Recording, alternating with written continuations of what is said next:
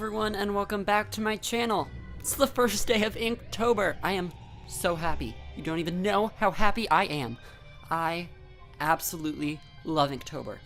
This will be my second full year and my third year participating. So last year I did all of Inktober and I absolutely loved it, and the year before that I kind of jumped on halfway through, and that's how I learned about it. And I fell in love with it. I absolutely love Inktober. The best pieces I create always happen in Inktober, which kind of frustrates me, but also gets me excited for Inktober.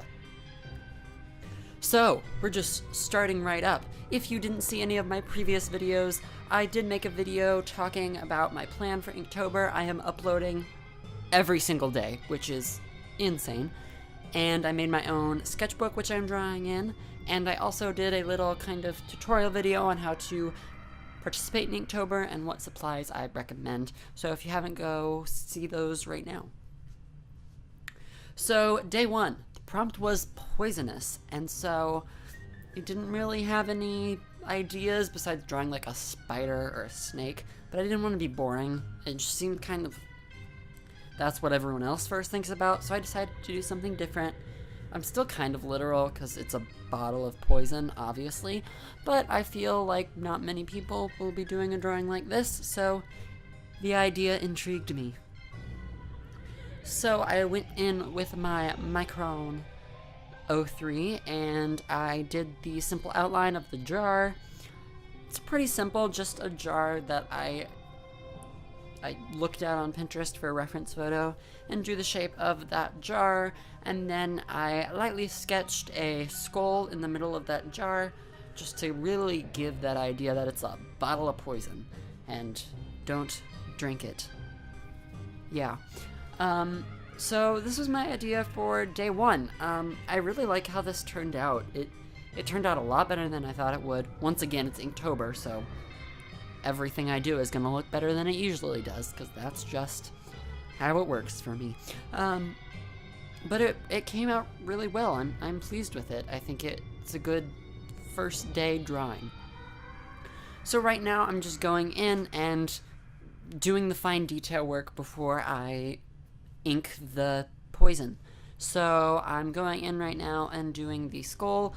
Okay, I've never drawn a skull before, which I've been drawing for a long time, so I'm surprised I haven't before. So it's not perfect, but it looks more like a skull than anything else, so I'm gonna say it passed. It doesn't look awful. I mean, it's a little weird, not totally anatomically correct, but it's close enough that it conveys the same idea. Then right here, I'm just going in with my graphics Micron, which is like a big, hefty, thick tip, and it does large areas of black.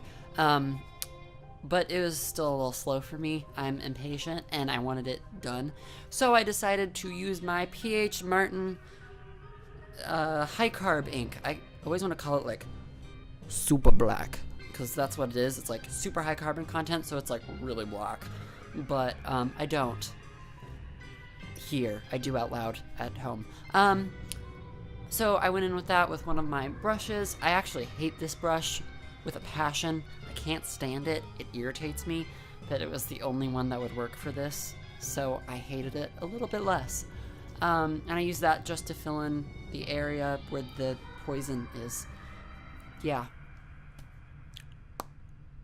And then after I do this, I kind of refine some of the line work, because I was a little, once again, that brush is, it's kind of inaccurate and doesn't give you sharp lines, and it irritates me.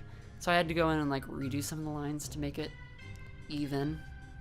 And then I finished filling the top part of the poison in, and then I make the smoke coming out of the jar.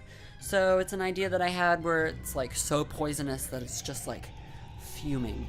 And so that's what I did here. I grabbed my Copic markers. It's Warm Gray 2 and Warm Gray 4. I wanted to use a cool gray, but I'm poor and don't have those markers. So I ran into that little snag, but Warm Gray worked fine. It still counted as my whole black and white theme for the month, so it was all good. And then I went in,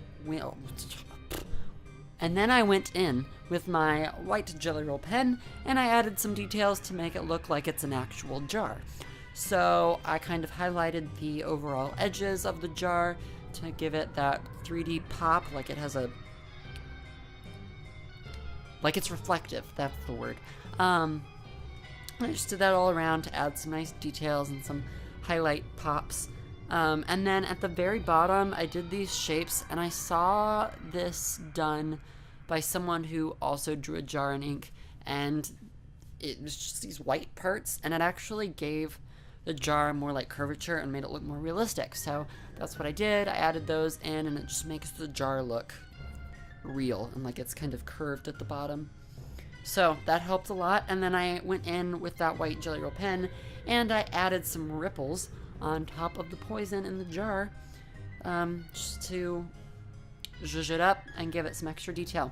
Then I go in and I add some lines over the lip of the jar, once again just trying to add depth and detail. And then I go in with those Copic markers and do the shadow.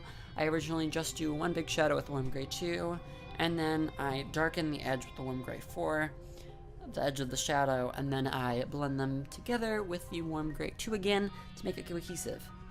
I hope you guys enjoyed today's video. I know I did. Subscribe to my channel, leave a like, comment if you want to chat, and I will see you for Inktober Day 2. Goodbye.